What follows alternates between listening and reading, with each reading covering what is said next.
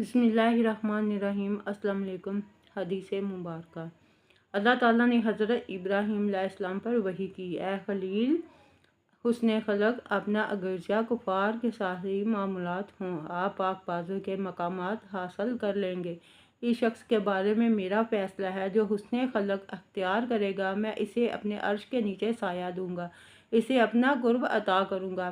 جب اللہ تعالیٰ نے حضرت موسیٰ کو شرف ہم کلامی عطا کرتے ہوئے انہیں قرب عطا فرمایا تو عرش کے سائے کے نیچے انہوں نے ایک شخص دیکھا۔ اس کی اس منزلت پر آپ نے رشک کیا، آپ نے التجا کی تو اللہ نے آپ کو اس کا نام نہ بتایا بلکہ اس کے اوصاف کے بارے میں بتایا اور فرمایا یہ وہ شخص تھا جو لوگوں پر اس فضل کی وجہ سے حسد نہیں کرتا تھا جس سے اللہ تعالیٰ نے انہیں نوازا ہوتا۔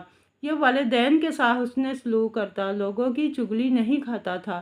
سیدنا عیسیٰ علیہ السلام ایک مرتبہ ایک قوم کے پاس سے گزرے، انہوں نے آپ کو سب و شتم کیا، آپ نے انہیں بلائی سے جواب دیا۔ آپ ایک اور قوم کے پاس سے گزرے، انہوں نے پہلی قوم سے بڑھ کر آپ کو سب و شتم کیا، آپ پہلے سے بڑھ کر ان سے بلائی سے پیش آئے۔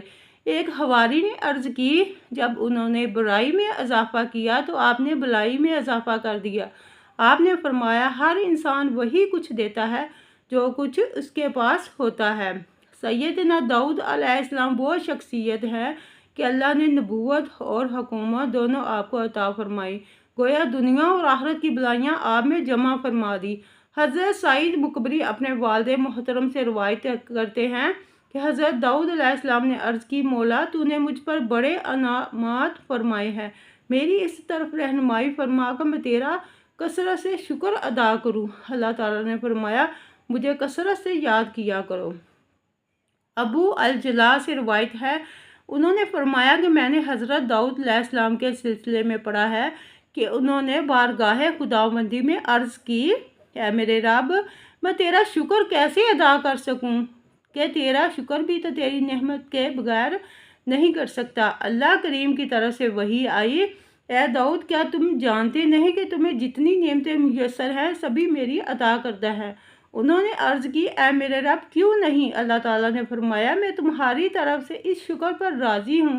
روایت ہے کہ حضرت داؤد علیہ السلام نے کہا، الحمدللہ، تمام تعریفیں اللہ کے لیے ہیں۔ اللہ نے وحی فرمائی، اے داؤد، تم نے کرامن کاتبین کو تھکا دیا ہے۔ حضرت سیدنا موسیٰ کلیم اللہ نے ایک مرتبہ اللہ پاک سے عرض کی، مولا کون سا عمل تجھے سب سے زیادہ پسند ہے جسے میں کروں؟ رب تعالیٰ نے فرمایا، موسیٰ مجھے یاد کیا کرو۔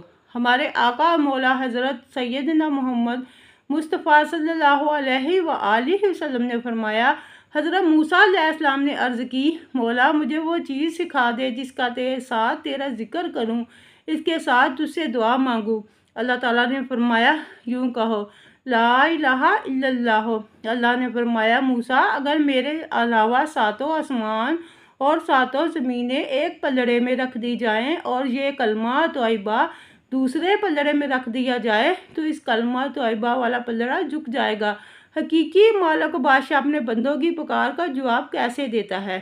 جب بندہ اپنی دعا میں یا رب، اے میرے رب کہتا ہے تو رب تعالیٰ جواب میں فرماتا ہے، لبیک، میں تمہارے پاس ہوں، حاضر موجود ہوں میرے بندے۔